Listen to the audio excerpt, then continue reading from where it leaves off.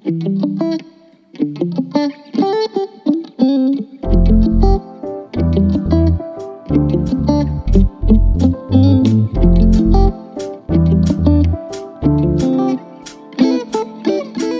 एक shotgun microphone है जो कैमरा के ऊपर लग जाता है, और अगर आपको इसका यूज़ करना है तो आपको कैमरा के पास में आके बात करनी पड़ेगी। ये जो है ये एक लैव माइक है, और ये इसमें कुछ ऐसी लंबी तार होती है, ये आपके कैमरा में जाती है।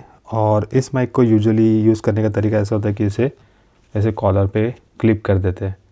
आपने बहुत सारे इंटरव्यूज़ में देखा होगा, यहाँ पे एक माइक लगा होता है, तो ये उस काम में आता है। अब इन दोनों माइक्स में प्रॉब्लम क्या है? वैसे तो प्रॉब्लम नहीं है, अपने अपने यूज़ के हिसाब से सब सही है। अभी तक तो मैं यही यूज़ कर रहा था, लेकिन इसमें बात करनी है तो कैमरा के पास में आके बात करनी पड़ती है। और अगर इस लैव माइक को यूज़ करना है तो इसके साथ व्लॉग नहीं किया जा सकता, क्योंकि इसमें ये जो वायर होती है ये हमेशा कैमरा से लटकी हुई होती है, और हर बार आपको ये माइक की केबल अपने शर्ट से अंदर लेके क्लिप करनी पड़ेगी। अगर आप कुछ ऐसे वीडियो बना रहे हो अपने घर के अंदर, स्टूडियो के अंदर, तो ठीक है, ये माइक चल जाएगा। अदरवाइज ऐसी लटकती हुई वायर लेके आप कहीं पर भी व्लॉग नहीं कर सकते। तो इन सब का सोल्यूशन तो वो ये है कि ये एक माइक है जो DJI का है, और ये एक वायरलेस माइक है। अब इसमें एक रिसीवर होता है जो कैमरा के ऊपर लग जाता है, और 2 ट्रांसमीटर होते हैं जो अभी मेरे यहाँ पे लगा है। तो ये वायरलेसली उस रिसीवर के साथ कनेक्ट हो जाता है। इसकी खुद की एक अपनी फ्रीक्वेंसी है, और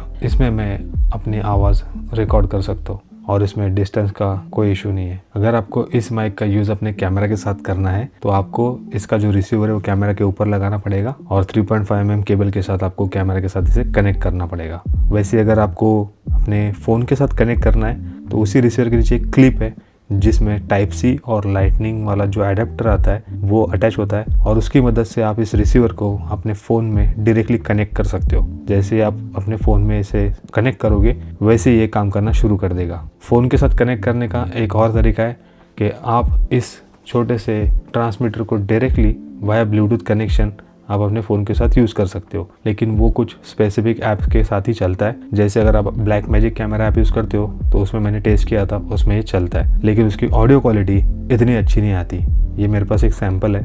तो अभी जो आप आवाज़ सुन रहे हो वो प्योरली इस माइक के ट्रांसमीटर से आ रही है, जिसको मैंने डायरेक्टली ब्लूटूथ से अपने फ़ोन के साथ कनेक्ट किया है। और मैं यूज़ कर रहा हूँ अभी ब्लैक मैजिक कैमरा ऐप, क्योंकि इसी ऐप के साथ ही सपोर्ट होता है। और मैं लगभग कैमरा से 15 फीट दूर हूँ, 15 से 18। मुझे ऐसा लगता है कि जो फ़ोन का इंटरनल माइक होता है उससे तो काफ़ी बढ़िया ही होगी। अगर फ़ोन के साथ इस माइक को यूज़ करने का काम पड़ा तो ज़रूर करेंगे, क्योंकि इंटरनल माइक से तो आवाज़ बहुत ही अच्छी आ रही होगी। तो ओवरऑल सैम्पल सुनने के बाद मुझे ऐसा लगता है कि इसे डायरेक्ट ब्लूटूथ कनेक्शन के साथ यूज़ करना इतना अच्छा नहीं है। हाँ, अगर कुछ दूसरा ऑप्शन नहीं है, जैसे अभी मेरे पास लाइटनिंग अडेप्टर नहीं है मेरे आईफोन के साथ कनेक्ट करने के लिए, और अगर मुझे फ़ोन के साथ इसे यूज़ करने का काम पड़ा तो मैं डायरेक्टली ब्लूटूथ के साथ यूज़ करूँगा ही करूँगा, क्योंकि फ़ोन का जो इंटरनल माइक है उससे तो इसकी ऑडियो क्वालिटी बेहतर ही है। वैसे एक DJI का DJI Mimo ऐप आता है, उसकी मदद से आप इस रिसीवर को और ट्रांसमीटर को अपने फ़ोन के साथ कनेक्ट कर सकते हो, जिसमें बहुत सारे सेटिंग्स है।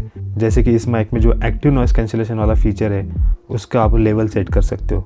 चाहिए तो आप स्ट्रॉन्ग भी रख सकते हो या फिर आप बेसिक भी रख सकते हो। वैसे ही ऑडियो चैनल आपको कैसा चाहिए, मोनो चाहिए या स्टेरियो चाहिए? फॉर द नोट, अगर आप स्टेरियो सिलेक्ट करते हो तो जो ऑडियो है वो किसी भी एक चैनल पे रिकॉर्ड होगी, यानी लेफ्ट या फिर राइट, और फिर आपको एडिटिंग सॉफ्टवेयर में जाके हर ऑडियो को फिर वो डुप्लीकेट करके फिर उसको चैनल चेंज करके वो सब मैनेज करना पड़ेगा, और तब जाके आपकी ऑडियो अच्छी होगी। अदरवाइज़ अगर कोई आपकी वीडियो हेडफोन लगा के सुनेगा तो उसे कोई भी एक ही हेडफोन से आवाज़ आएगी। उसके बाद इसमें एक सेफ्टी ट्रैक वाला फीचर है। अगर आपका ऑडियो चैनल सेटिंग मोनो है तो आपको सेफ्टी ट्रैक एनेबल करने का ऑप्शन आता है। अगर आप उसे एनेबल करते हो तो ऑडियो रिकॉर्डिंग में आपके 2 अलग अलग ट्रैक रिकॉर्ड होंगे, जैसे कि एक जो होगा वो नॉर्मल होगा और जो दूसरा होगा वो -6 dB पे रिकॉर्ड होगा। यानी कहीं पर अगर आपकी आवाज़ पीक होती है या फिर आप ज़ोर से चिल्लाते हो या फिर कुछ आवाज़ आती है तो आपके पास वो सेफ्टी ट्रैक रहेगा जिसमें थोड़ा वॉल्यूम कम रहेगा, तो आप उसका यूज़ कर सकते हो।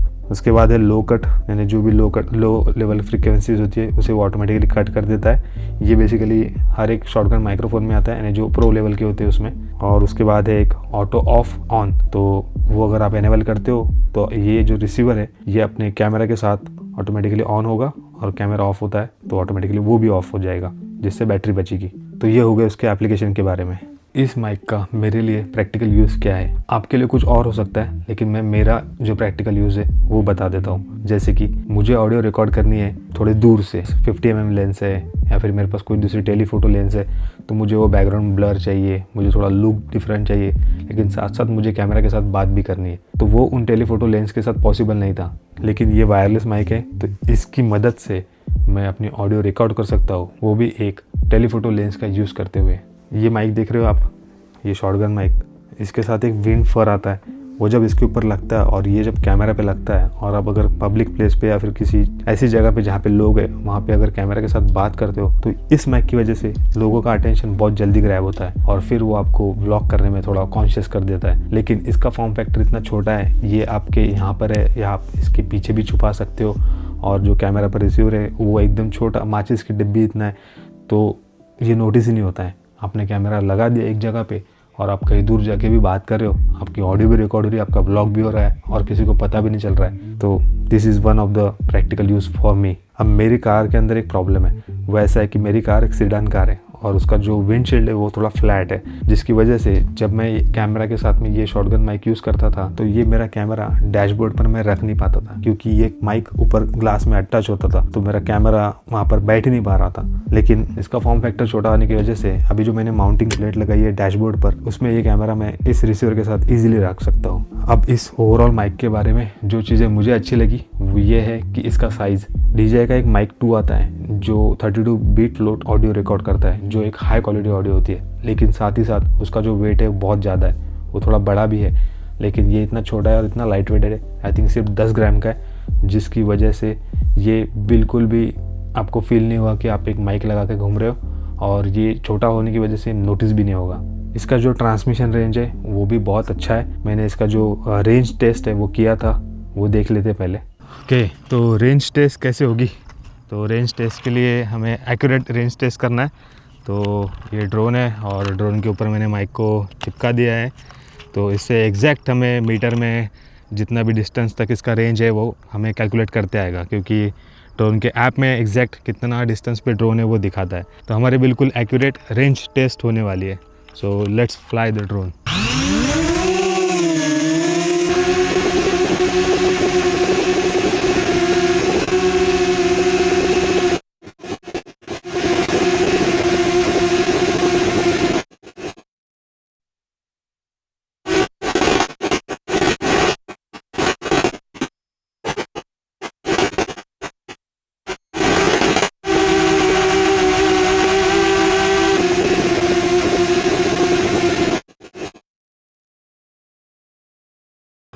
So as you can see, it almost lost the signal at 220 meters के अराउंड।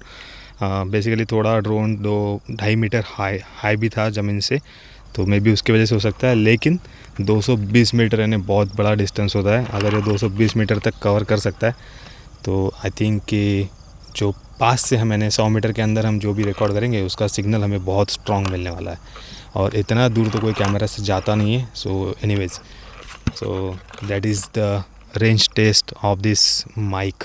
तो अभी चलते हैं वापस घर पे और इसके कुछ बाकी फीचर्स के बारे में भी बात करते हैं। इस माइक का जो नॉइज़ कैंसिलेशन है उसका भी मैंने एक टेस्ट किया है, पहले हम वो देख लेते हैं और फिर आगे बढ़ते हैं।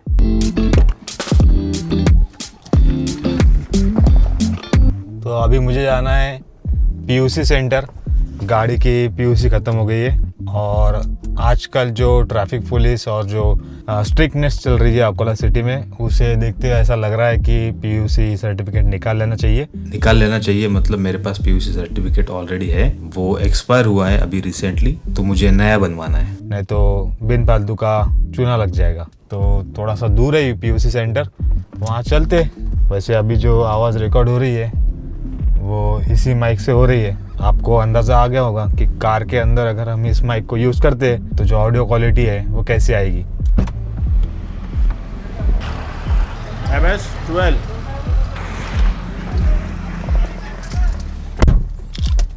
इम्पॉर्टेंट जैब डन। चलान फट रहे भाई, PUC से निकलना बहुत ज़रूरी हो गया है। अभी मेरे दोस्त को PUC का चलान आया था नागपुर में। Don't take the risk. Okay, तो अभी हम निकल चुके हैं और PUC का काम ख़त्म हो गया है। तो अभी हम करेंगे इसका नॉइज़ कैंसिलेशन फीचर का टेस्ट।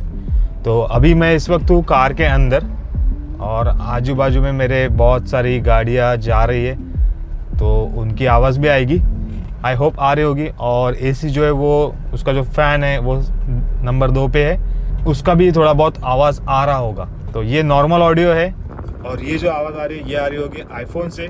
अभी मैं इस माइक का नॉइज़ कैंसिलेशन एक्टिवेट करता हूँ, तो इसका जो पावर ऑन और ऑफ का बटन है उसे एक बार प्रेस करने से इसका नॉइज़ कैंसिलेशन ऑन हो जाता है। आई होप अभी नॉइज़ कैंसिलेशन ऑन हो गया होगा। और ये जो अभी आप आवाज़ सुन रहे हो ये आ रही है DJI माइक मिनी के नॉइज़ कैंसिलेशन फीचर के साथ में, यानी अभी नॉइज़ कैंसिलेशन ऑन है। और आप मुझे बताओ कि आवाज़ कैसे आ रही है, आपको आवाज़ सुनने में मज़ा आ रहा है या नहीं।